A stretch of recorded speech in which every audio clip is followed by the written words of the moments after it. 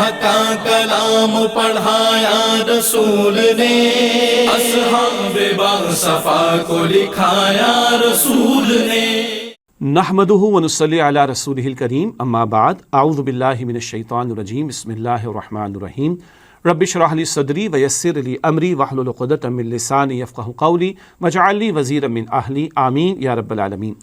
ناظرین کرام، السلام علیکم ورحمۃ اللہ وبرکاتہ۔ امید آپ خیر عافیت سے ہوں گے، اور ہماری دعا ہے کہ آپ جہاں کہیں بھی ہوں، اللہ تعالیٰ آپ سب کو اور ہم سب کو اپنے حفظ و امان میں رکھے، عافیت و سلامتی سے نوازے۔ خلاصہ مضامین قرآن حکیم کا بیان جاری ہے، اور آج انشاءاللہ تعالیٰ ہم قرآن حکیم کے 14ویں پارے کا مطالعہ آپ کی خدمت میں پیش کریں گے۔ قرآن حکیم کے 14ویں پارے میں سورۃ الحجر اور سورۃ النحل ہمارے سامنے آتی ہیں۔ ہمارے ہاں پاکستان میں، بر صغیر میں جو قرآن پاک کے مصحف شائع ہوتے ہیں، عام طور پر ان میں سورہ حجر کی پہلی آیت وہ 13ویں پارے کے اختتام پر ہے، باقی مکمل سورۃ الحجر وہ 14ویں پارے میں ہے۔ اور عالم عرب میں جو مصحف قرآن پاک کے شائع ہوتے ہیں، ان میں ہم دیکھیں گے تو سورہ حجر کا آغاز 14ویں پارے سے ہی ہوتا ہے۔ تو اس بحث میں جائے بغیر ہم نے بھی یہ ترتیب رکھی کہ سورہ حجر آیت نمبر 1 تا اختتام، اور پھر سورۃ النحل کی آیت نمبر 1 تا اختتام، یعنی آیت 128، یہ دونوں صورتیں سورہ حجر اور سورۃ النحل مکمل یہ قرآن پاک کے 14ویں پارے میں ہیں۔ اب بات کو آگے بڑھاتے ہیں اور آج کا مطالعہ ہم شروع کرتے ہیں۔ سب سے پہلے سورۃ الحجر اور سورۃ الحجر کا پہلے تعارف آپ کے سامنے رکھنا چاہیں گے انشاءاللہ۔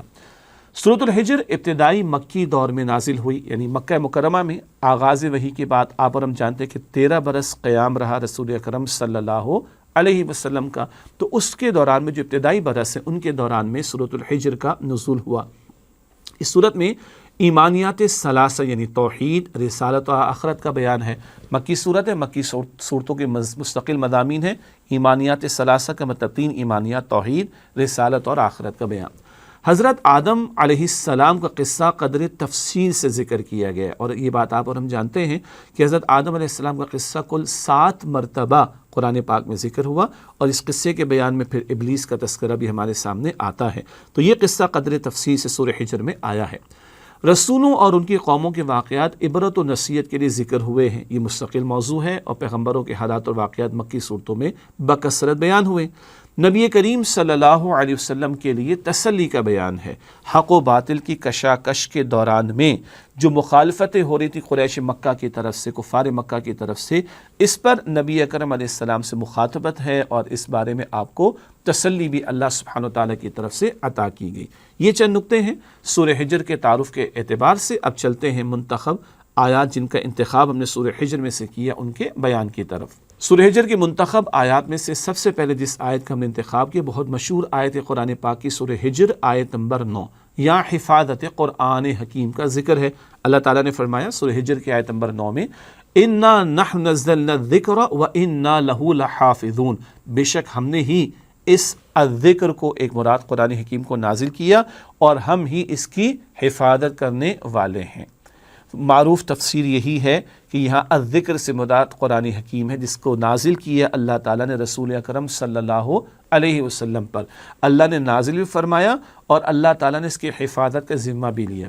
پچھلی الہامی کتاب تورات ہو، انجیل ہو، یا زبور ہو، یا دیگر، ان کی حفاظت کا ذمہ اللہ تعالیٰ نے نہیں لیا۔ کیوں؟ آخری کلام آنا تھا، اس کی حفاظت کا ذمہ اللہ تعالیٰ نے لیا، اور پچھلی کتابوں کی اصل تعلیمات بھی قرآن پاک میں آ گئی ہیں۔ اور اللہ تعالیٰ کا ایک نام ہے المہیمن، اور مہیمن قرآن پاک کی بھی صفت ہے۔ مہیمن کا مطلب حفاظت کرنے والا، اللہ حفاظت کرنے والا ہے ساری مخلوقات کی، اور قرآن پاک مہیمن ہے، پچھلی کتابوں کی حفاظت کرتا ہے۔ پچھلی کتابوں کی اصل تعلیمات بھی قرآن پاک میں آ گئی۔ پھر قرآن پاک حفظ کے ذریعے سے محفوظ رہ کر آج تک محفوظ ہے، قرآن پاک لکھ کر محفوظ رکھا گیا اور محفوظ ہے، قیامت تک رہے گا۔ قرآن پاک تدریس کے ذریعے سے محفوظ ہے، اور قرآن پاک عمل کے ذریعے سے محفوظ ہے۔ عجیب لگ رہا ہے نا آپ کو؟ یہ 4 باتیں اہل علم نے بیان کی: حفاظت حفظ کے ذریعے سے، کتابت یعنی لکھنے کے ذریعے سے، اور تدریس یعنی بیان کرنا، سمجھانا اس کے ذریعے سے، اور عمل کرنا۔ ان 4 ذرائع کے ذریعے آج تک اور قیامت تک قرآن پاک محفوظ رہے گا، اور یہ حفاظت کا وعدہ کس کا ہے؟ اللہ سبحانہ و تعالیٰ کے اس پر بڑی ریسرچ ہوئی ہے، دنیا بھر میں اس پر کام ہوا، اور آج ہم پورے وثوق اور یقین و دلیل کے ساتھ یہ بات کہتے ہیں ہم سب مسلمان کہ جس قرآن پاک کی آج ہم تلاوت کر رہے ہیں یہ وہی الفاظ ہیں جو اللہ تعالیٰ نے رسول اکرم صلی اللہ علیہ وسلم کے قلب اطہر پر نازل فرمائے، اور ان کی حفاظت کا ذمہ بھی خود اللہ سبحانہ و تعالیٰ نے لیا ہے۔ اگلی دو آیات جن کا انتخاب کیا گیا وہ سورہ ہجر کی آیات 49 اور 50، 49 صحیح لفظ ہوتا ہے، سورہ ہجر کی آیات 49 اور 50 اللہ تعالیٰ کی دو شانیں بیان کی جا رہی ہیں، شان سے شانیں، وہ کیا شانیں ہیں اللہ تعالیٰ کی؟ آئیے ان دونوں آیات کے ترجمے سے بات واضح ہو جائے گی انشاءاللہ۔ سورہ ہجر کی آیت نمبر 49 فرمایا نبی عبادی انی انا الغفور الرحیم، اے نبی صلی اللہ علیہ وسلم میرے بندوں سے فرما دیجئے، ان کو مطلع کر دیجئے، اللہ فرما رہے بے شک میں بہت بخشنے والا بڑا رحم فرمانے والا ہوں۔ ہاں اگلی آیت میں فرمایا وَأَنَّ عَذَابِي هُوَ الْعَذَابُ الْأَلِيمُ، اور بے شک میرا عذاب بڑا ہی دردناک عذاب ہے۔ دیکھیے اللہ تعالیٰ کی دونوں شانیں بیان ہو رہی ہیں، وہ غفور و رحیم ہے اور اس کا عذاب بڑا دردناک ہے۔ تو فرما برداروں کے لیے وہ غفور و رحیم ہے، نافرمانوں کے لیے اس کا عذاب بڑا شدید ہے۔ اسے کہتے ہیں امید اور خوف دونوں کیفیات کا ایک ساتھ بیان۔ احادیث مبارکہ میں ذکر آتا ہے الایمان بین الخوف والرجاء، ایمان کیا ہے؟ خوف اور امید کی درمیانی کیفیت کا نام۔ اللہ کی رحمت کی امید رکھنا فرض ہے اور اللہ کی پکڑ کا خوف رکھنا بھی لازم ہے، اور یہ دونوں کیفیات ساتھ ساتھ ہونی چاہیے۔ الایمان بین الخوف والرجاء، ایمان خوف اور امید کی درمیانی کیفیت کا نام ہے۔ چنانچہ یہ بار بار قرآن پاک میں ہم دیکھتے ہیں اللہ تعالیٰ جہنم کے عذابوں کا ذکر بھی کرتا ہے، وعید سناتا ہے، ڈراوے دیتا ہے تاکہ باز آؤ، اور اللہ جنت کی بشارات بیان کرتا ہے، جنت کی نعمتوں کو ذکر کرتا ہے تاکہ شوق پیدا ہو۔ تو خوف پیدا رکھو جہنم کا، بلکہ خوف پیدا کرو اپنے اندر جہنم کا، اور امید رکھو اللہ تعالیٰ کی رحمت کی۔ یہ دونوں کیفیات ساتھ ساتھ ہوں تو یہ ایمان کی کیفیت ہے۔ تو اس آیت کریمہ میں اللہ تعالیٰ کی دونوں شانوں کو بیان کیا گیا، اور یہ تربیت کا بھی اصول ہے، ڈرا کر بھی کام کرایا جاتا ہے، آنکھیں دکھا کر بھی بچوں سے کام کروایا جاتا ہے، اور ترغیب و تشویق اور ایوارڈ ریوارڈ وغیرہ کا بھی معاملہ سامنے انسینٹیو دے کر بھی کام کروایا جاتا ہے۔ بہرحال اللہ تعالیٰ غفور و رحیم بھی ہے اور اللہ کا عذاب بڑا شدید بھی ہے۔ ایک حدیث مبارکہ میں ایک واقعے کے حاصل یہ ہے کہ اگر تم اللہ کا خوف رکھو کہ وہ پکڑ نہ لے، تو تم جس چیز کا خوف رکھتے ہو یہ خوف بھی رہو، اور اللہ کی رحمت کی امید رکھو کہ وہ معاف کر دے، یہ دونوں بات ایک ساتھ جمع ہوں تو اس سے اللہ تعالیٰ بچا لے گا جس کا خوف ہے، اور وہ عطا فرما دے گا جس کی امید ہے۔ تو اللہ اپنی پکڑ اور عذاب سے تمہیں بچا لے گا اور اپنی رحمت کا تمہیں مستحق بنا دے گا۔ یہ جامع ترمذی کی روایت میں تفصیلی ایک واقعہ ہمارے سامنے آتا ہے۔ اس کے بعد جس آیت کا انتخاب کیا گیا بہت مشہور و معروف مقام ہے، اور یہ سورہ ہجر کی آیت نمبر 87 ہے، اور یہ سورہ فاتحہ کی عظمت کا تذکرہ ہے۔ جب ہم نے سورۃ الفاتحہ کا مطالعہ کیا تھا تو اس آیت کا حوالہ دیا گیا تھا۔ یہ سورہ فاتحہ کی عظمت کا بیان سورہ ہجر کی آیت نمبر 87 میں خود اللہ تعالیٰ نے عطا فرمایا۔ ارشاد ہو رہا ہے وَلَقَدْ آتَيْنَاكَ سَبْعًا مِّنَ الْمَثَانِي وَالْقُرْآنِ الْعَظِيمِ، اور اے نبی صلی اللہ علیہ وسلم بے شک ہم نے آپ کو 7 بار بار دہرائے جانے والی آیات یعنی قرآن عظیم عطا کیا۔ یہ بہت عجیب لگے گا آپ کو، بڑا خوبصورت ترجمہ ہے، ہم نے بار بار دہرائے جانے والی 7 آیات یعنی قرآن عظیم عطا کیا۔ اس کی تشریح میں نہیں کرتا، حضور کی حدیث پیش کر دیتا ہوں صلی اللہ علیہ وسلم۔ اللہ کے رسول علیہ السلام فرمایا کہ یہ سورہ فاتحہ ہی 7 من المثانی، آیت کے الفاظ 7 من المثانی سورہ فاتحہ ہے، بار بار دہرائے جانے والی 7 آیات، ہر نماز میں اس کی ہم تلاوت کرتے ہیں۔ والقرآن العظیم، حضور نے فرمایا یہ قرآن عظیم ہے۔ اللہ اکبر کبیرہ، کیسے بھلا؟ ہم نے سورہ فاتحہ کی مختصر تشریح میں ذکر کیا تھا، پورے قرآن کریم کو تو اللہ تعالیٰ نے ہدایت قرار دیا۔ اس میں 3 بڑے موضوعات ہیں، توحید ہے اور آخرت اور رسالت ہے۔ یہ تینوں موضوعات سورۃ الفاتحہ میں ہمارے سامنے آ جاتے ہیں، تو یہ اپنی جگہ ہدایت کا ایک پیکیج ہے جو سورۃ فاتحہ کی صورت میں عطا کر دیا گیا۔ بہرحال یہ بار بار دہرائے جانے والی 7 آیات اور قرآن عظیم یہ سورۃ الفاتحہ کی عظمت کا بیان ہے، اور یہ عظمت خود اللہ تعالیٰ نے قرآن پاک میں بیان فرما دی سورہ ہجر کی آیت نمبر 87 میں، اور اس کی تشریح خود حضور نے حدیث میں بیان فرما دی کہ یہی 7 من المثانی سورہ فاتحہ اور یہی قرآن عظیم ہے۔ اور سورہ فاتحہ میں کیا ہے؟ الحمدللہ رب العالمین، تمام تعریف تمام شکر اللہ کے لیے تمام جہان والوں کا رب ہے، الرحمن الرحیم، نہایت رحم فرمانے والا مسلسل رحم فرمانے والا ہے، مالک یوم الدین، بدلے کے دن کا مالک ہے۔ یہ 3 آیات اللہ کے لیے، اور اس میں توحید اور آخرت کا ذکر آ گیا۔ ایاک نعبد و ایاک نستعین، اے اللہ ہم تیری ہی عبادت کرتے ہو، تجھ ہی سے مدد مانگتے ہیں۔ عبادت اللہ کا حق ہے، کرنی بندے نے ہے، حق اللہ کا ہے، اور مدد مانگنا بندے کی محتاجی۔ آدھی آیت میں اللہ کا ذکر ہے اس کی عبادت کا، آدھی آیت میں بندے کی محتاجی کا ذکر ہے۔ اگلی 3 آیات، اہدنا الصراط المستقیم، ہمیں سیدھے راستے کی ہدایت دے دے، یعنی منزل مقصود تک پہنچا دے۔ صراط الذین انعمت علیہم، اے اللہ ان کا راستہ جن پر تو نے انعام فرمایا۔ غیر المغضوب علیہم ولا الضالین، جن پر نہ غضب ہوا نہ وہ گمراہ ہوئے۔ یہ آخری 3 آیات یہ خالص بندے کے لیے۔ یاد آیا کچھ آپ کو؟ تو آدھا حصہ سورہ فاتحہ کا اللہ کے لیے، آدھا حصہ بندے کے لیے، سبحان اللہ۔ اور درمیان والی جو آیت ہے اس میں آدھا حصہ عبادت اللہ کا حق اور دعا مانگنا یہ بندے کی حاجت ہے۔ تو بندے اور رب کے درمیان تعلق کو بڑے خوبصورت انداز میں سورہ فاتحہ کی 7 آیات میں بیان کر دیا گیا، اور انہی 7 آیات میں توحید اور آخرت اور رسالت کا تذکرہ بھی سامنے آ جاتا ہے، اور اس کو اس آیت کریمہ میں یعنی سورہ فاتحہ کو 7 من المثانی بار بار دہرائے جانے والی 7 آیات اور قرآن عظیم کہا گیا سورہ ہجر کی آیت نمبر 87 میں۔ یہ تو ہم نے چند منتخب آیات آپ کے سامنے رکھی سورہ ہجر کے تعلق سے۔ اس کے بعد بڑا حصہ قرآن حکیم کے 14ویں پارے کا وہ سورۃ النحل پر مشتمل ہے، اور سورۃ النحل کے حوالے سے پہلے آپ کے سامنے ہم تعارف رکھتے ہیں اور پھر انشاءاللہ چند منتخب آیات کا ذکر آپ کی خدمت میں پیش کریں گے۔ تو سورۃ النحل کا تعارف آپ کے سامنے کہتے ہیں۔ ویسے نحل شہد کی مکھی کو کہتے ہیں، نحل شہد کی مکھی کو کہتے ہیں، اور اس کا ذکر بھی سورہ نحل میں آتا ہے آیت نمبر 68 میں ہمارے سامنے بڑی وضاحت کے ساتھ۔ بہرحال سورۃ النحل کا تعارف، سورۃ النحل مکی دور کے بالکل آخر میں نازل ہوئی۔ کثرت سے اللہ تعالیٰ کی نعمتوں کا ذکر کیا گیا ہے۔ سورۃ النحل میں اللہ تعالیٰ نے ظاہری اور باطنی بہت ساری نعمتوں کا ذکر کیا، اسی وجہ سے اس کا ایک اور نام سورۃ النعم بھی ہے۔ نعمت کی جمع نعم، نون کے نیچے زیر، سورۃ النعم یعنی وہ سورت جس میں اللہ تعالیٰ کی نعمتوں کا کثرت سے ذکر ہے، یہ سورۃ النحل کا دوسرا نام بھی ہے۔ تو کثرت سے اللہ تعالیٰ کی نعمتوں کا ذکر کیا گیا ہے۔ اللہ تعالیٰ کی وحدانیت و قدرت کو دلائل سے ثابت کیا گیا، اور معبودان باطلہ کی بے بسی بیان کی گئی ہے۔ وہی معاملہ یعنی جو حق و باطل کے درمیان کشاکش کا سلسلہ جاری تھا، جس میں مشرکین مکہ کے غلط عقیدوں کا رد کیا جا رہا ہے اور توحید کے دلائل ان کے سامنے پیش کیے جا رہے ہیں، یہ موضوع سورۃ النحل میں بھی ہے کہ اللہ تعالیٰ کی وحدانیت و قدرت کو دلائل سے ثابت کیا گیا ہے، اور معبودان باطلہ یعنی باطل معبودوں کی بے بسی کا ذکر کیا گیا کہ جن کو تم پوجتے ہو وہ نہ تم سنتے ہیں تمہاری بات کو، نہ کچھ سمجھتے ہیں۔ دوسرے مقامات پر قرآن پاک کہتے ہیں مکھی بھی پیدا نہیں کر سکتے، ایسے بے بسوں کو پکارنے کا کیا فائدہ۔ اگلا نقطہ سورہ نحل کے تعارف کے ذیل میں ہے، مشرکین مکہ کے ساتھ جاری کشاکش کا تذکرہ ہے، یہ مستقل موضوع ہے مکی صورتوں کا۔ اور آخری نقطہ سورہ نحل کے تعارف کے ذیل میں قیامت کے دن کفار و مشرکین کی رسوائی اور ایمان والوں کی عظمت کا ذکر ہے۔ ایمان والے تو اللہ کی نعمتوں میں ہوں گے، ان کی عظمت کا تذکرہ ہے، اور کفار و مشرکین کے لیے تو رسوائی ہوگی، ندامت ہوگی، اس کا تذکرہ ہے۔ تو قیامت کے دن کے نقشے بھی سورہ نحل میں ہمارے سامنے آتے ہیں۔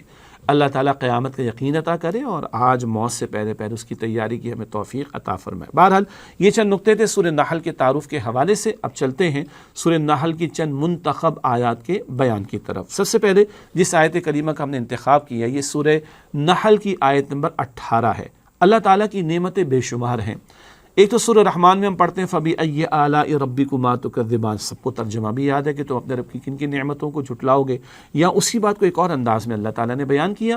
یہ سورہ نحل کی آیت نمبر 18 ارشاد ہوا وَإِن تَعُدُّوا نِعْمَةَ اللَّهِ لَا تُحْصُوهَا، اور اگر تم اللہ تعالیٰ کی نعمتوں کو شمار کرنا چاہو بھی تو شمار نہیں کر سکتے۔ ان اللہ لغفور رحیم، بے شک اللہ تعالیٰ بہت بخشنے والا نہایت رحم فرمانے والا ہے۔ اللہ تعالیٰ کی نعمتوں کو شمار نہیں کر سکتے تو اس کی نعمتوں کا حق کیا ادا کریں گے؟ تو یہ اعتراف کرنا ہی بندگی ہے کہ اللہ ہم تیری نعمتوں کا حق ادا نہیں کر سکتے کہ ان کا شکر ادا کریں۔ اللہ اکبر، اللہ ہم تیرے شکر کا حق ادا کرنے کے قابل نہیں ہیں۔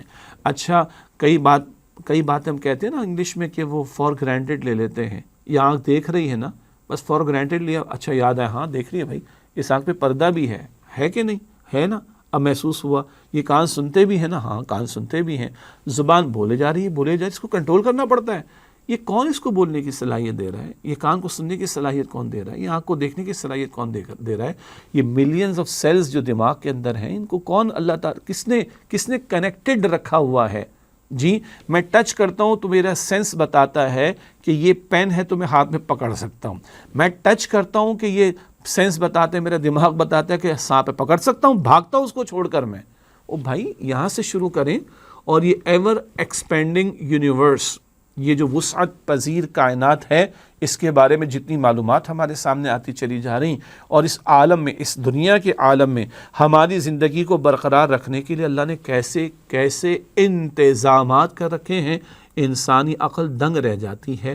وَإِن تَعُدُّوا نِعْمَةَ اللَّهِ لَا تُحْصُوهَا، اور اگر تم اللہ تعالیٰ کی نعمتوں کو شمار کرنا چاہو بھی تو شمار نہیں کر سکتے۔ ان اللہ لغفور رحیم، بے شک اللہ تعالیٰ یقیناً بہت بخشنے والا، نہایت رحم فرمانے والا ہے۔ یہ جملہ کیوں آ رہا ہے؟ اللہ اکبر کبیرہ، یہ سورہ نحل میں ہم پڑھ رہے ہیں، سورہ ابراہیم میں بھی ایسی ہی بات آتی ہے، وہاں پر آتا ہے انسان کے بارے میں بڑا ناشکرہ ہے۔ اللہ اکبر، یہاں ذکر آ رہا ہے اللہ بڑا غفور و رحیم ہے۔ اللہ تعالیٰ کی نعمتوں کو ہم فار گرانٹڈ لے لیتے ہیں، مال مفت دل بے رہ والا معاملہ ہو جاتا ہے، قدر نہیں کرتے، شکر ادا نہیں کرتے۔ ہاں کھاتے بھی تو اللہ کا نام لینا بھول جاتے ہیں، کھا لیا تو اس کے بعد اللہ کا شکر ادا نہیں کر رہے ہوتے بہت سے لوگ، استغفر اللہ۔ ارے شمار نہیں کر سکتے، شکر ادا کرنا تو دور کی بات ہے، تو پھر کیا ہے؟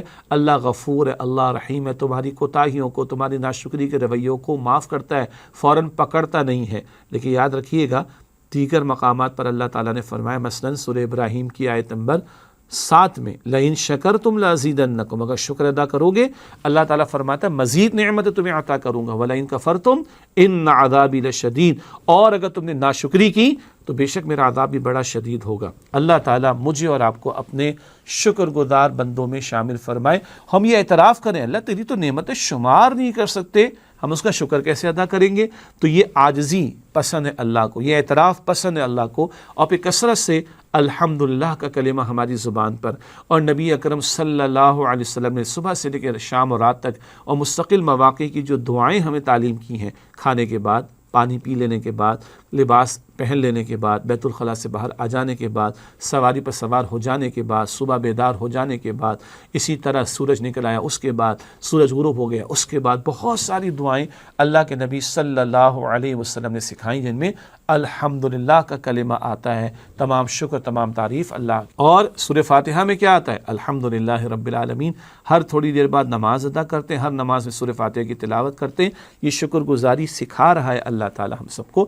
اللہ مجھے اور آپ کو اپنے شکر گزار بندوں میں شامل فرمائے۔ اگلی آیت جس کو ہم نے انتخاب کی ہے وہ سورہ نحل کی آیت نمبر 44 سے 44۔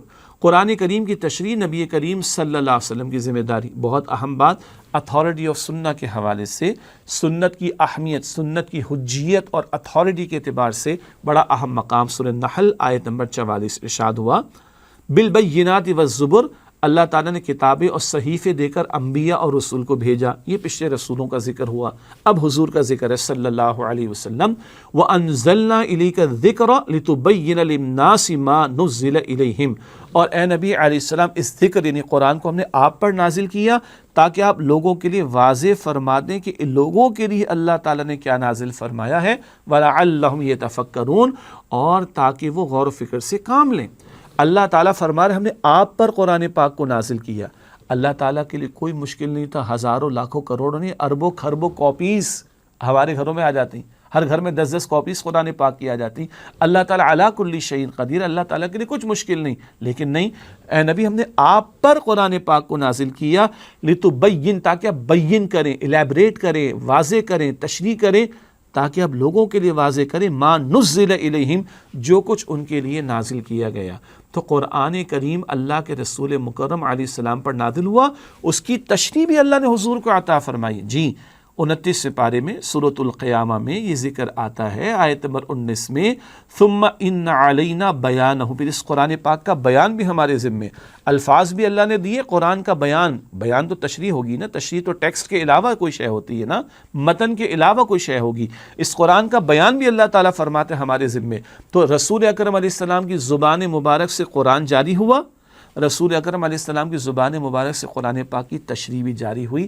یہ اتھارٹی آف سنہ کا بیان، یہ حجت حدیث کا بیان، ہمارے دین کی تعلیم کے اعتبار سے قرآن دلیل اور حجت ہے، صاحب قرآن علیہ السلام کی ذات، آپ کا کلام، آپ کی سنت اور آپ کی حدیث بھی دین میں حجت ہے۔ اس آیت سے یہ بات بھی واضح ہو کر ہمارے سامنے آ جاتی ہے۔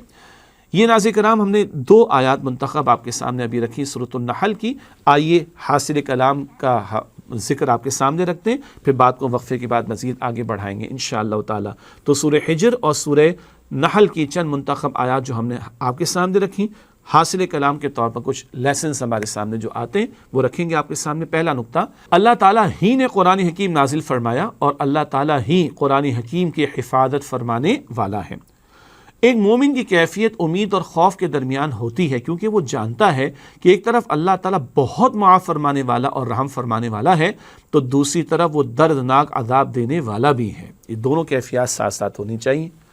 سورۃ الفاتحہ کی 7 آیات نمازوں میں دہرائی جاتی ہیں۔ ان آیات کو 7 مثانی کہا جاتا ہے، بار بار دہرائے جانے والی 7 آیات۔ اللہ تعالیٰ کی نعمتوں کو شمار کرنا بھی ممکن نہیں ہے، لیکن شکر تو ادا کرنے کی کوشش کرنی ہے۔ اللہ ہمیں توفیق عطا فرمائے۔ قرآن حکیم کی وضاحت نبی کریم صلی اللہ علیہ وسلم کی ذمہ داری تھی۔ قرآن حکیم کو سمجھنے کے لیے سنت اور حدیث نبوی صلی اللہ علیہ وسلم سے رہنمائی لینا ضروری ہے۔ حضور نے تشریح بھی فرمائی ہے، تو قرآن پاک کی تشریح کو رسول اکرم علیہ السلام سے لیں گے۔ آپ کی سنت اور حدیث کی روشنی میں قرآن پاک کو سمجھنا ہے۔ اللہ تعالیٰ مجھے، آپ کو، ہم سب کو اس کی توفیق عطا فرمائے۔ ناظرین کرام، سورہ حجر اور سورہ نحل کی چند منتخب آیات کا مطالعہ اور حاصل کلام ہم نے آپ کے سامنے رکھا۔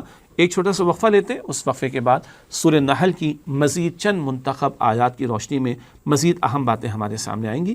ایک وقفہ لیتے ہیں، اس کے بعد انشاءاللہ تعالیٰ پھر آپ سے ملاقات ہوتی ہے۔ السلام علیکم ورحمۃ اللہ وبرکاتہ۔ السلام علیکم ورحمۃ اللہ وبرکاتہ۔ ناظرین، خوش آمدید کہتے ہیں آپ کو۔ خلاصہ مضامین قرآن حکیم کا بیان جاری ہے، اور آج ہم قرآن حکیم کے 14ویں پارے کا مطالعہ آپ کی خدمت میں پیش کر رہے ہیں۔ سورۃ النحل کی 2 منتخب آیات کا مطالعہ بھی ہم نے آپ کے سامنے رکھا۔ بات کو آگے بڑھاتے، اب قرآن پاک کے 14ویں پارے میں جو آیات ہیں وہ سورہ نحل کی آیت نمبر 45 سے آیت نمبر 128 تک مکمل یہ سورۃ النحل شامل ہے۔ آئیے مزید چند منتخب آیات کا مطالعہ آپ کے سامنے رکھتے ہیں۔ اس ضمن میں اگلی جس آیت کا ہم نے انتخاب کیا، یہ سورہ نحل کی آیت نمبر 58 اور 59، 58 اور 59، بیٹی کی پیدائش پر مشرکوں کا رویہ قرآن پاک ذکر کر رہا ہے۔ یہ ہمیں معاشرت بھی سکھاتا ہے، ہاں، اور آج ہمارے دور میں بھی، جی کہتے ہیں پڑھا لکھا دور ہے، پڑھے لکھے لوگوں کا دور ہے، ایڈوانس دور ہے، ترقی یافتہ دور ہے، ٹیکنالوجی کا دور ہے۔ ذرا ان الفاظ پر غور کر لیجئے، جو مشرکوں کے رویے تھے بیٹیوں کی پیدائش کے بارے میں، قرآن پاک نے ان دونوں آیات میں اس کو نقل کیا، اور اپنے معاشرے میں بھی نگاہ اٹھا کر دیکھ لیجئے تو یہ کیفیات یہاں بھی کبھی کبھی نظر آ جائیں گی۔ قرآن پاک فرما رہا ہے سورہ نحل کی آیت نمبر 58، وَإِذَا بُشِّرَ أَحَدُهُمْ بِالْأُنثَىٰ، اور جب ان میں سے کسی کو بیٹی کی پیدائش کی خوشخبری دی جاتی ہے، ظل وجہ مسودًا وہو کظیم، تو اس کا چہرہ سیاہ پڑ جاتا ہے اور وہ غصے کو ضبط کرنے لگ جاتا ہے۔ بیٹی کی پیدائش پر سیاہ ہو جاتے تھے چہرے، غصہ آتا تھا کہ بیٹی کیوں پیدا ہو گئی۔ یتوارا من القوم من سوء ما بشر به، اب وہ اپنی قوم سے چھپتا پھرتا ہے اس بری خوشخبری کی وجہ سے جو اس کو دی گئی۔ اس کے نزدیک، ان لوگوں کے نزدیک بری خوشخبری کیا؟ بیٹی پیدا ہو گئی۔ اب وہ شرمندہ ہوتا ہے، منہ چھپائے پھرتا ہے لوگوں سے۔ ایمسکو علی ہون ام یدسہ فی التراب، اب وہ غور کرتا ہے، فکر کرتا ہے کہ اب ذلت کے ساتھ اس کو تھامے رہے بیٹی کو، یا اس کو مٹی میں دفن کر دے۔ الا ساء ما یحکمون، آگاہ ہو جاؤ، بہت برا ہے جو یہ فیصلہ کرتے ہیں۔ یہ دور جاہلیت کا ذکر ہو رہا ہے، جہاں بیٹیوں کی پیدائش پر کئی مرتبہ لوگوں کے منہ بن جاتے تھے اور چہرے سیاہ ہو جایا کرتے تھے، غصے میں وہ بھر جایا کرتے تھے، بیٹی کیوں پیدا ہو گئی ہے، کیونکہ کل بیٹی کو کسی کے ہاتھ میں دینا ہوگا، نہیں اس کی شادی کرنا ہوگی تو ہمیں داماد کے نیچے رہنا پڑے گا، ہمیں جو کمزور بننا پڑے گا، یہ تمہیں پسند نہیں ہے، تو غصے میں آ جایا کرتے تھے۔ پھر یہ کہ اب اس کو ذلت کے ساتھ تھامے رکھوں اپنے ساتھ، یا میں دفن کر دوں، اور ظالم مشرک لوگ اپنی بیٹیوں کو زندہ دفن کر دیا کرتے تھے۔ اللہ اکبر۔ اس معاشرے میں ایک دن رسول اکرم صلی اللہ علیہ وآلہ وسلم کو، جب آپ علیہ السلام خانہ کعبہ کے پاس تھے، ایک خادمہ نے بشارت دی، خوشخبری سنائی کہ آپ کے ہاں بی بی خدیجہ کے ہاں بیٹی پیدا ہوئی ہے۔ وہ خادمہ کہتے کہ رسول اکرم علیہ السلام کا چہرہ انور گلاب کے پھول کی طرح کھل اٹھا اور آپ نے اللہ کا شکر ادا کیا۔ آپ دوڑے دوڑے بی بی خدیجہ کے پاس گئے اور بیٹی کو لیا، اللہ کا شکر ادا کیا، چوما اور سینے سے لگائے رکھا۔ یہ اللہ کے رسول علیہ السلام کا رویہ تھا۔ بیٹیوں کے بارے میں حضور اکرم علیہ السلام کے ارشادات کیا ہیں؟ آپ نے فرمایا کہ جس کو اللہ 3 بیٹیاں عطا فرمائے، بیٹیوں کی پیدائش پر منہ نہ بنائے، ان کی پرورش کی ذمہ داری کرے پوری، ان کا نکاح اس کا بندوبست کر دے۔ کبھی حضور نے فرمایا بیٹیاں جنت میں داخلے کا باعث، کبھی آپ نے فرمایا جہنم سے بچائے جانے کا باعث، کبھی آپ نے فرمایا میں اور وہ شخص جس کی 3 بیٹیاں جنت میں ساتھ ہوں گے۔ اور حضور اکرم علیہ السلام نے اپنے مبارک ہاتھ کی 2 مبارک انگلیوں کو ملا کر دکھایا۔ کسی نے پوچھا حضور میری تو 2 بیٹی ہیں، آپ نے فرمایا تم ذمہ داری پوری کرو، اللہ تمہیں بھی یہ اجر عطا فرمائے گا۔ سبحان اللہ۔ اس کے بعد حضور تشریف لے گئے صلی اللہ علیہ وسلم۔ وہاں ایک صحابی فرماتے ہیں کہ آج اگر کسی نے حضور سے ایک بیٹی کے بارے میں سوال کیا ہوتا تو اللہ کے رسول ایک بیٹی کی کفالت پر بھی یہی بشارت دیتے اللہ کے رسول علیہ السلام۔ یہ صحابی فرما رہے حضور کی مجلس کے اختتام پر حضور کے تشریف لے جانے کے بعد۔ آج ہم اپنے معاشرے میں غور کریں، بیٹیاں پسند نہیں ہیں لوگوں کو، وجہ کیا ہے؟ ہم نے نکاح کو مشکل بنا دیا، ہم نے مصیبت بنا دیا اور بیٹیوں کو ہم بوجھ سمجھ رہے ہیں۔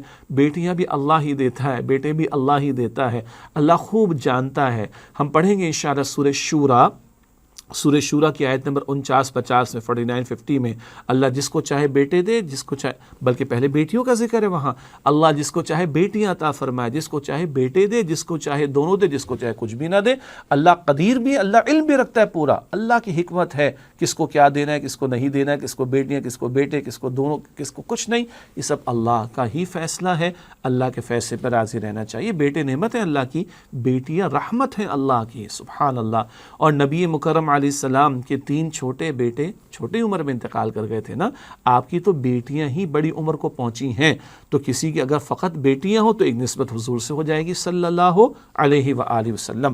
اللہ ہمیں قدر کرنے کی توفیق دے۔ ہاں بیٹے ہوں یا بیٹیاں، پرورش اچھی کرنی ہے، تربیت اچھی کرنی ہے تو بیٹا بھی صدقہ جاریہ بن سکتا ہے، بیٹی بھی صدقہ جاریہ بن سکتی ہے، دونوں اللہ کی عطا ہیں۔ بیٹیوں کو جو ہے وہ ان کی پیدائش پر منہ نہیں بنانا چاہیے، بوجھ نہیں سمجھنا چاہیے۔ اور حضور نے تو یہاں تک فرمایا علیہ السلام اگر اجازت ہوتی ترجیح دینے کی، پریفرنس دینے کی، تو میں بیٹیوں کو بیٹوں پر ترجیح دیتا، حضور فرما رہے صلی اللہ علیہ وسلم۔ لیکن نہیں، اولاد میں عدل کرنا ہے، لیکن قرآن پاک بتا رہا ہے کہ بیٹیوں کی پیدائش پر تو مشرکوں کے چہرے سیاہ ہو جاتے تھے، غصے میں آ جاتے تھے۔ آج کبھی ساس جو ہے وہ بہو پر بحث کرتی ہے، اس پر چیختی چلاتی کہ بیٹی کیوں پیدا ہو گئی، اس ساس بھی تو کسی کی بیٹی بھول گئی، ساس کی ماں بھی تو کسی کی بیٹی وہ بھول گئی۔ کیسی ہم یہ جاہلانہ باتیں کرتے۔ اللہ تعالی ہمیں دین کی سمجھ اور اس پر عمل کی توفیق عطا فرمائے۔ اگلی آیت جس کا انتخاب کیا گیا بہت مشہور مقام ہے قرآن پاک کا، اور یہ سورۃ النحل کی آیت نمبر 90 ہے۔ اللہ تعالیٰ کے 6 احکامات کا بیان، اور ہم جانتے ہیں کہ یہ آیت جمعے کے خطبے کے آخر میں عام طور پر تلاوت کی جاتی ہے۔ یہاں 6 احکامات ہیں، 3 کام کرنے کے اعتبار سے اور 3 کام نہ کرنے کے اعتبار سے۔ ارشاد ہو رہا ہے ان اللہ یأمر بالعدل والاحسان وایتاء ذی القربی، بے شک اللہ تعالیٰ حکم دیتا ہے عدل کا اور احسان کا اور رشتہ داروں کا حق ادا کرنے کا۔ آگے فرمایا وَيَنْهَى عَنِ الْفَحْشَاءِ وَالْمُنْكَرِ وَالْبَغْيِ، اور اللہ منع فرماتا ہے بے حیائی کی بات سے، منکر سے اور بغی یعنی زیادتی کے کاموں سے۔ یعظکم لعلکم تذکرون، اللہ تمہیں نصیحت فرماتا ہے تاکہ تم دھیان دو اور ان چیزوں کو سمجھ کر ان پر عمل درآمد کرو، کرنے والے کاموں کو کرنا اور نہ کرنے والے کاموں سے بچنا، اس کی توجہ اللہ تمہیں دلا رہا ہے۔ بہت جامع آیت ہے، اور جب آپ تفاسیر کا مطالعہ کریں گے تو کئی صفحات پر تفاسیر کا مواد یعنی کانٹینٹ آپ کو ملے گا ان 6 باتوں کے حوالے سے۔ مختصر چند باتیں۔ عدل کیا ہے؟ عدل ہے جس کا جو حق بنتا ہو وہ دے دیا جائے۔ پھر یہ عدل اللہ بھی فرماتا ہے، پوری کائنات اللہ نے عدل پر قائم کی، اور یہ عدل اولاد میں بھی مطلوب ہے، ملازمین میں بھی مطلوب ہے، کسی کی ایک سے زیادہ بیویاں ان کے درمیان میں بھی مطلوب ہے، یہ عدالت میں بھی مطلوب ہے، یہ گھر میں بھی مطلوب ہے، یہ پوری زندگی میں مطلوب ہے، جس کا جو حق بنتا ہو دیا جائے۔ احسان حسن سے ہے، ایک تو احسان اردو میں ہم استعمال کرتے ہیں وہ بھی ٹھیک ہے، اور حسن کیا ہے؟ عمدگی سے انجام دینا عمل کو، یہ بھی احسان کا ایک معنی ہے۔ اور احسان کیا ہے؟ عدل قانون کا تقاضا بنتا ہے، احسان اخلاق کا تقاضا بنتا ہے۔ سبحان اللہ، ہم نے کسی کے ساتھ ایک کام کرنے کے بارے میں مزدوری طے کر لی، بھئی میں تمہیں 10,000 روپے دوں گا، یہ کام تم نے کرنا ہے۔ اس نے کام کیا، ہمیں اچھا بھی لگا، ہم نے 10 کے بجائے 11,000 روپے دے دیے۔ عدل کیا تھا؟ 10,000 روپے، 1,000 روپے کیا ہے؟ یہ احسان ہے۔ تو قانون سے آگے بڑھ کر اخلاق کا رویہ اختیار کرنا۔ اور یاد رکھیے گا، زندگی کے معاملات، خاص طور پر گھریلو زندگی، قانون کے ڈنڈے پر نہیں چلتی، قانون کے زور پہ نہیں چلتی، اخلاق کے زور پر چلتی ہے۔ بہرحال وَإِيتَاءِ ذِي الْقُرْبَى، اور رشتہ دار کو اس کا حق ادا کرنے کا اللہ حکم دیتا ہے، اس کو مانگنا نہ پڑے، تم آگے بڑھ کر خود ادا کرو اس کا حق، اور اپنا فرض سمجھ کر رشتہ دار کو دو۔ اب رشتہ داروں میں امیڈیٹ بھی ہوں گے، دور کے بھی ہوں گے، جس قدر وسعت ہے اس کے مطابق ان کے ساتھ بھلا معاملہ کیا جائے گا۔ یہ اپنی جگہ بڑا موضوع ہے، لیکن سوچئے جس معاشرے میں یہ توجہ ہو کہ قانون کے تقاضے بھی پورے ہوں، اخلاق کے تقاضے بھی پورے ہوں، اور دوسروں کے ساتھ ہمدردی کرنے میں انتظار نہیں کرنا کہ وہ کہے تو میں کچھ کروں، نہ، اپنا فرض سمجھ کر اس کے حق کو ادا کرنے کی کوشش کرنا۔ جن معاشروں میں یہ رویے ہوں، معاشرے کتنے خوبصورت ہوں گے، اور یہ ہر جمعے کی خطبے میں تلاوت ہو رہی ہے۔ اور باقی حال کیا ہمارا، ہم سب کو پتہ ہے، قانون توڑنا ہمارے بائیں ہاتھ کا کھیل ہے، اخلاق تو دور دور کی بات ہو جاتی ہے، اور دینا کیا، چھیننے پر ہم آمادہ دکھائی دیتے ہیں۔ استغفر اللہ، اللہ حفاظت فرمائے۔ 3 باتوں سے منع کیا گیا۔ وَيَنْهَى عَنِ الْفَحْشَاءِ، اللہ فحشا سے منع کرتا ہے، کھلی واضح بیہودہ باتیں، چاہے وہ بے پردگی کی بات ہو، وہ زنا کی دعوت کی بات ہو، اور ایسے کام جس سے زنا کی خواہش پیدا ہوتی ہو، یہ گندے و بیہودہ کام کر، استغفر اللہ، یہ سب فحشا میں داخل ہے۔ منکر سے اللہ منع فرماتا ہے۔ منکر وہ بھی چیز ہے جس کو ہماری فطرت پسند نہیں کرتی، جھوٹ برا ہے، یہ الگ بات ہے، بہت سے لوگ بولتے ہیں، لیکن جب ہمارے ساتھ کوئی جھوٹ بولتا ہے تو اچھا لگتا ہے یا برا لگتا ہے؟ برا لگتا ہے نا، جھوٹ برا ہے، وعدہ خلافی بری بات ہے۔ تو شریعت بھی منع کرتی ہے، شریعت نے جن کاموں سے روکا ان کو منکرات کہا جاتا ہے، تو منکر سے اللہ نے منع کیا۔ بغ کہتے ہیں زیادتی کو، حق تلفی کرنا، دوسرے کا حق ادا نہ کرنا بلکہ چھین لینا، ہاں، وراثت کا حصہ مار جاتے ہیں، ہے کہ نہیں؟ مزدور کی جو ہے وہ مزدوری وقت پر ادا نہیں کرتے، امپلائر جو وہ امپلائی کی تنخواہ وقت پر ادا نہیں کرتا، اپنے وعدے کو ہم پورا نہیں کرتے، دوسرے کا نقصان کرتے، معاذ اللہ، یہ زیادتی کے کام ہیں۔ اللہ تعالیٰ فحشاء سے، منکر سے اور زیادتی کے کاموں سے منع فرماتا ہے۔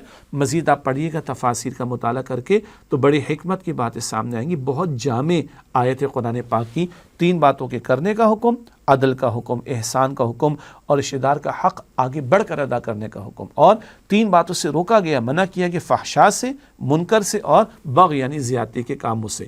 یعظکم لعلکم تذکرون، اللہ تمہیں واعظ فرماتا ہے، نصیحت فرماتا ہے تاکہ تم دھیان دو اور ان باتوں کے مطابق عمل کرو۔ اللہ تعالیٰ مجھے اور آپ کو عمل کی توفیق عطا فرمائے۔ اب جمعے کے خطبات میں جب یہ آیت سنیں تو توجہ کے ساتھ سنیں، بڑی جامع آیت ہے اور بڑے قیمتی احکامات اس میں عطا کیے گئے۔ اگلی 2 آیات جن کا انتخاب کیا گیا سورہ نحل کی، وہ آیات ہیں 96 اور 97، حقیقی زندگی کا تذکرہ اور بہت پیارا مقام ہے۔ ارشاد ہوا، ما عندکم ینفد وما عند اللہ باق، جو تمہارے پاس ہے وہ ختم ہو جائے گا، اور جو اللہ تعالیٰ کے پاس ہے وہ ہمیشہ باقی رہنے والا ہے۔ دنیا اللہ ہی نے بنائی، اللہ ہی نے سجائی، سب کچھ اللہ ہی نے دیا، لیکن تم سمجھتے ہو کہ تمہارا ہے، بھائی میری اونرشپ کا مکان ہے، میری اونرشپ کی گاڑی، اور کچھ اونرشپ کا معاملہ نہیں، دنیا کے معاملات چلانے کے لیے ٹھیک ہے سب اللہ کا ہے، لیکن جو تمہارے پاس ہے وہ ختم ہو جائے گا۔ وما عند اللہ باق، اور جو اللہ کے پاس ہے وہ ہمیشہ باقی رہنے والا ہے۔ وَلَنَجْزِيَنَّ الَّذِينَ صَبَرُوا أَجْرَهُمْ بِأَحْسَنِ مَا كَانُوا يَعْمَلُونَ، اور ہم ضرور ان کو بدلہ عطا کریں گے جنہوں نے صبر کیا، ان کے اجر کے اعتبار سے بہترین بدلہ، ان کے ان کاموں کے اعتبار سے جو بہترین کام انہوں نے کیے، ضرور بدلہ دیں گے صبر کرنے والوں کو ان کے اجر کے اعتبار سے، کن کاموں کے اعتبار سے، جو بہترین کام انہوں نے کی۔ یہ 2 ترجمے ممکن ہیں، بِأَحْسَنِ مَا كَانُوا يَعْمَلُونَ، بہترین بدلہ دیں گے ان کے کاموں کا، یا ان کے بہترین کاموں کی نسبت سے تمام کاموں کا بدلہ دیں گے۔ سارے اعمال یا سارے کام ایک جیسے تو نہیں ہوتے نا، چلے اعمال کہہ لیں، سارے اعمال کی کیفیات ایک جیسی تو نہیں ہوتی، کوئی زیادہ بہتر انداز سے نماز لے لیں، زیادہ توجہ سے نماز ادا کی گئی، کبھی ذرا کم توجہ سے، تو جو بہترین اعمال ان کی نسبت سے تمام اعمال کا بدلہ اللہ عطا فرمائے گا۔ اللہ ہمیں ہمارے اعمال کا بہترین اور بہترین اعمال کی نسبت سے بہترین بدلہ عطا فرمائے۔ اگلی آیت بھی بڑی پیاری بڑی قیمتی ہے، فرمایا من عمل صالحا من ذکر او انثی، جس کسی نے نیک عمل کیا خواہ وہ مرد ہو یا عورت، وہو مؤمن بشرطے کہ وہ ایمان والا ہو، فَلَنُحْيِيَنَّهُ حَيَاةً طَيِّبَةً، ہم اسے پاکیزہ زندگی عطا کریں گے۔ پہلی بات ایمان شرط ہے، بظاہر بڑے اچھے عمل لگ رہے ہیں، جناب بڑا سوشل ویلفیئر کا کام ہو رہا ہے، کافر کر رہے ہیں، یہ کر رہے ہیں، وہ کر رہے ہیں، ہوگا ایمان نہیں تو آخرت میں کچھ نہیں ملے گا، سیدھی سی بات، لیکن شرط ایمان کی لگائی گئی۔ اب مرد ہے یا عورت ہے، سب کے لیے اجر کا موقع ہے، اور یہ میدان ہے جہاں مرد عورت ایک دوسرے سے آگے بڑھنے کی کوشش کریں اعمال صالحہ میں ایمان کی شرط کے ساتھ۔ تو جو کوئی بھی نیک عمل کرے، مرد ہو یا عورت، بشرطے کہ ایمان والا ہو، اللہ پاکیزہ زندگی عطا کرے۔ پاکیزہ زندگی کیا ہے؟ دنیا میں بھی سکون، اطمینان، نعمت پر شکر کا جذبہ، مصیبت پر صبر کا پہلو، مشکلات میں اللہ پر توکل کا معاملہ، اللہ کی طرف رجوع کرنا، دل میں اطمینان کا ہونا، روحانی سطح پر مضبوط ہونا، ایمان کی آبیاری کا ہونا، یہ دنیا میں حیات طیبہ ہے۔ پھر قبر میں اللہ تعالیٰ ثابت قدمی دیتے، سوالات آسان ہو جائیں، راحت والی قبر مل جائے، حشر کے میدان میں سوالات آسان ہو جائیں، برزخ کی زندگی کے آگے بڑھ کر قیامت کے دن کے معاملات آسان ہو جائیں، جنت میں اللہ تعالیٰ داخلہ، پھر ہمیشہ ہمیشہ کی پاکیزہ زندگی۔ سبحان اللہ۔ فرمایا وَلَنَجْزِيَنَّهُمْ أَجْرَهُمْ بِأَحْسَنِ مَا كَانُوا يَعْمَلُونَ، ہم انہیں ضرور ان کا بدلہ عطا کریں گے ان کے بہترین اعمال کی نسبت سے جو وہ کرتے رہے۔ یہ بات پہلے بھی ہمارے سامنے آ گئی تھی۔ تو یہاں بتایا گیا کہ اللہ کے پاس جو کچھ ہے وہ ہمیشہ باقی رہنے والا ہے، تمہارے پاس جو کچھ ہے وہ ختم ہو جائے گا، اور نیک اعمال ایمان کے ساتھ جب انجام دیے جائیں تو حیات طیبہ اللہ عطا فرماتا ہے۔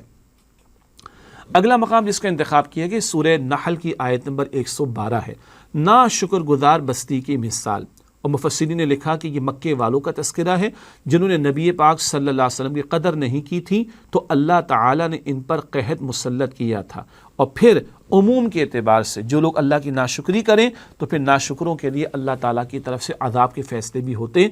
بتایا جا رہا ہے سورہ نحل کی آیت نمبر 112 میں ارشاد ہوا وَضَرَبَ اللَّهُ مَثَلًا قَرْيَةً، اور اللہ تعالیٰ نے ایک بستی کی مثال بیان فرمائی، کانت آمنۃ مطمئنہ، وہ امن میں تھی، اطمینان سے رہتی تھی وہ بستی، یعنی بستی والے امن اور اطمینان کے ساتھ جی رہے تھے۔ یأتیہا رزقہا رغدا من کل مکان، ان کے پاس ان کا رزق ہر جگہ سے چلا آتا تھا۔ فکفرت بانعم اللہ، تو انہوں نے اللہ تعالیٰ کی نعمتوں کا ناشکری کا رویہ اختیار کیا، ناشکری کی، کفران نعمت جسے کہتے ہیں۔ فَأَذَاقَهَا اللَّهُ لِبَاسَ الْجُوعِ وَالْخَوْفِ، تو اللہ تعالیٰ نے ان پر بھوک اور خوف کا لباس یعنی عذاب مسلط کر دیا، بِمَا كَانُوا يَصْنَعُونَ، ان کے کرتوتوں کی وجہ سے جو وہ کر رہے تھے۔ اللہ تعالیٰ نے ایک بستی کی مثال دی۔ اکثر مفسرین نے مکے والوں کا ذکر کیا، اور مکہ مکرمہ میں آپ کو پتہ ہے کہ ابراہیم علیہ السلام کی دعاؤں کی بدولت کیا کچھ میسر نہیں ہے، اور وہاں کچھ نہیں اگتا مگر اللہ کی نعمتیں تھیں، مگر پھر انہوں نے اللہ کی نعمت کی ناقدری کی۔ سب سے بڑی نعمت کیا عطا ہو رہی؟ قرآن پاک کی صورت میں، رسول اکرم علیہ الصلوۃ والسلام کی صورت میں، عظیم ترین نعمت، لیکن یہ مکے والے انکار کر رہے ہیں، تو اللہ تعالیٰ نے ان پر بھوک اور خوف کا لباس مسلط کر دیا۔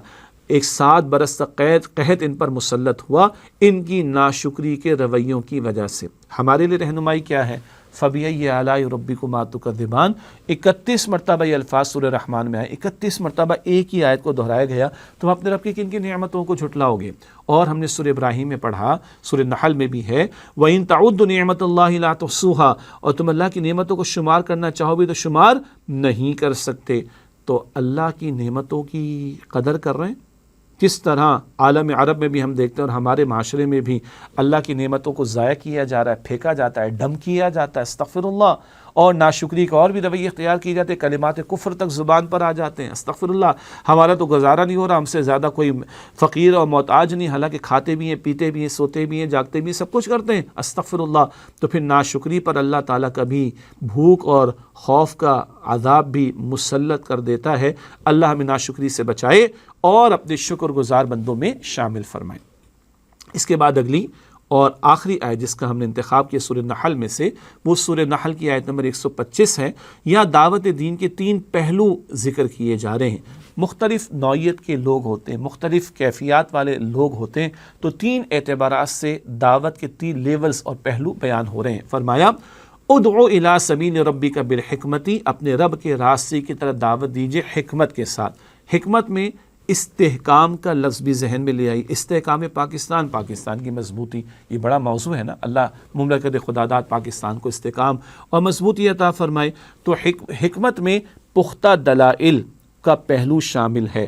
سوچنے سمجھنے والے لوگ، معاشرے کے انٹلیکچوئلز ہوا کرتے ہیں، معاشرے کا برین ٹرسٹ ہوا کرتا ہے، غور و فکر کرنے والے لوگ ہوتے ہیں، لیڈرشپ کی کوالٹیز رکھنے والے ہوتے ہیں، ان کو دلائل کے ساتھ دعوت دینے کی ضرورت ہوتی ہے۔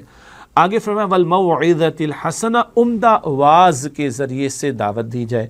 واعظ کہتے ہیں ایسی بات کو دل کو نرم کر دے، دل سے جو بات نکلتی ہے اثر رکھتی ہے، پر نہیں طاقت پرواز مگر رکھتی ہے۔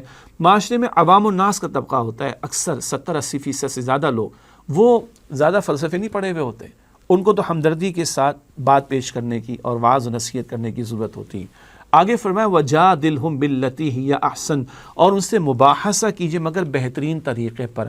بعض لوگ ہوتے ہیں فتنہ پھیلانے والے، نہ مانتے نہ ماننے دیتے اور لوگوں کے ذہنوں کو خراب کرتے۔ آج کل بہت یہ کام چل رہا ہے، شبہات پیدا کرنا، شکوک پیدا کرنا دین کے بارے میں، لوگوں کو جو ہے وہ شبہات میں مبتلا کر دینا۔ تو ان سے ڈیبیٹ کرنا ہوگا، لیکن ڈیبیٹ کا انداز عامیانہ قسم کا، بازاری قسم کا، مناظرے کا اسٹائل نہیں ہوگا، یہ بھی دلائل کے ساتھ ہوگا، لیکن احسن طریقے پر، عمدہ انداز میں۔ تو ایک طبقہ انٹلیکچوئلز کا، معاشرے کے ذہین افراد، ان کو دعوت دینی۔ اکثریت کیا ہے؟ عوام الناس، ان کو درد بھرا آواز پیش کرنا ہے۔ اور ایک فتنہ پھیلانے والے قسم کے لوگ ہوتے ہیں، ان کو دلائل سے جواب دینے کی، خاموش کرانے کی یہ ضرورت ہوا کرتی، تاکہ جو لوگ حق قبول کر چکے ان کو بچایا جا سکے۔ بہرحال یہ 3 سطح کے اعتبار سے دعوت دین کا کام کرنا ہے، اور اس میں اسپیشلائزیشن بھی ہوگی، خاص طور پر پہلے اور تیسرے معاملے کے اعتبار سے۔ آگے فرمایا ان ربک هو اعلم بمن ضل عن سبیلہ وهو اعلم بالمہتدین، بے شک آپ کا رب خوب جانتا ہے اس کو جو اس کے راستے سے بھٹک گیا، اور اللہ تعالیٰ خوب جانتا ہے ان لوگوں کو جو ہدایت یافتہ۔ اللہ تعالیٰ گمراہی کی ہر شکل سے میرے اور آپ کی حفاظت فرمائے، اور اللہ تعالیٰ ہم سب کو اپنے ہدایت یافتہ بندوں میں شامل رکھے۔ اہدنا الصراط المستقیم، یہی دعا ہم سورہ فاتحہ میں بار بار مانگ رہے ہوتے ہیں۔ الحمدللہ ناظرین کرام، قرآن پاک کے 14ویں پارے کے مضامین کے بیان کے تعلق سے سورہ نحل کی بھی منتخب آیات کا مطالعہ مکمل ہوا۔ اب اس کے بعد حاصل کلام آپ کے سامنے رکھنا چاہیں گے۔ پہلا نقطہ حاصل کلام کے طور پر، بیٹیوں کی پیدائش کو ناپسند کرنا اور انہیں بوجھ سمجھنا مشرکین کا طریقہ ہے اور اللہ تعالیٰ کی ناشکری ہے۔ اللہ تعالیٰ نے عدل، احسان اور صلہ رحمی کا حکم فرمایا ہے، بے حیائی، برائی اور سرکشی سے منع فرمایا۔ بڑی جامع آیت سورہ نحل کی۔ جو دنیاوی مال و دولت ہمارے پاس ہے وہ سب ختم ہونے والی ہے، اور جو کچھ اللہ تعالیٰ کے پاس ہے وہ ہمیشہ باقی رہنے والا ہے۔ تو نگاہ کس طرف ہو؟ جو کچھ اللہ کے پاس ہے اس کی طرف ہو۔ نعمتوں کی ناشکری پر خوف اور بھوک کی مصیبت جیسے عذاب مسلط کیے گئے، جیسے کہ ذکر بھی ایک بستی کا ہمارے سامنے آیا۔ اللہ تعالیٰ اپنے شکر گزار بندوں میں ہمیں شامل فرمائے، اور ناشکری کی ہر روش سے اللہ ہماری حفاظت فرمائے۔ ہمیں ذہین لوگوں کو حکمت یعنی دلائل کے ساتھ، عوام الناس کو درد بھرے واعظ سے، اور اعتراضات کرنے والوں کو اچھے انداز سے بحث کر کے دین کی دعوت دینی چاہیے۔ یہ الگ الگ قسم کے گروہ یا طبقات ہیں، تو ان کو الگ الگ انداز اور اسٹریٹجی کے ساتھ ڈیل کرنے کی ضرورت ہے۔ ذہین لوگوں کو حکمت یعنی دلائل کے ساتھ، عوام الناس کو درد بھرے واعظ سے، اور اعتراضات کرنے والے، شبہات پیدا کرنے والے، ان کو اچھے انداز سے بحث کر کے بہرحال دین کی دعوت دینی چاہیے۔ اللہ تعالی ہمیں اس کی توفیق عطا فرمائے۔ آخر میں معمول کے مطابق ایک حدیث مبارک پیش خدمت ہے۔ فرمان نبوی صلی اللہ علیہ وآلہ وسلم، رسول اللہ صلی اللہ علیہ وسلم نے فرمایا، قرآن کریم کے ایک حرف کی تلاوت پر 10 نیکیاں عطا ہوتی ہیں۔ جامع ترمذی کی روایت ہے۔ ایک حرف، اور حدیث مبارک میں آگے الفاظ یہ بھی ہیں، الف ایک حرف ہے، لام ایک حرف ہے، اور میم ایک حرف ہے، تو 10 into 3 30 نیکیاں ہو گئیں۔ الف الفابیٹ کی بات ہو رہی ہے، ورڈ کی نہیں۔ تو ایک ایک حرف کی تلاوت پر 10 نیکیاں عطا ہوتی ہیں۔ کس قدر اجر و ثواب ہے! اللہ ہمیں اور آپ کو کثرت تلاوت قرآن کریم کی توفیق بھی عطا فرمائے، اور سمجھتے ہوئے عمل کرنے کی بھی توفیق عطا فرمائے۔ اسی کے ساتھ اب آپ سے اجازت چاہتے ہیں۔ اللہ تعالیٰ سے دعا ہے کہ اللہ تعالیٰ میری، آپ کی، ہم سب کی اور تمام مسلمانوں کی مغفرت فرمائے۔ کثرت سے قرآن پاک کی تلاوت کی بھی اللہ ہمیں توفیق دے، اور قرآن پاک کو سمجھنے، ہدایت لینے اور اس کے احکامات پر عمل کرنے کی توفیق عطا فرمائے۔ آمین یا رب العالمین۔ وآخر دعوانا ان الحمد للہ رب العالمین، والسلام علیکم ورحمۃ اللہ وبرکاتہ۔ اللہ کا کلام پڑھایا رسول نے، اصحاب با صفا کو لکھایا رسول نے۔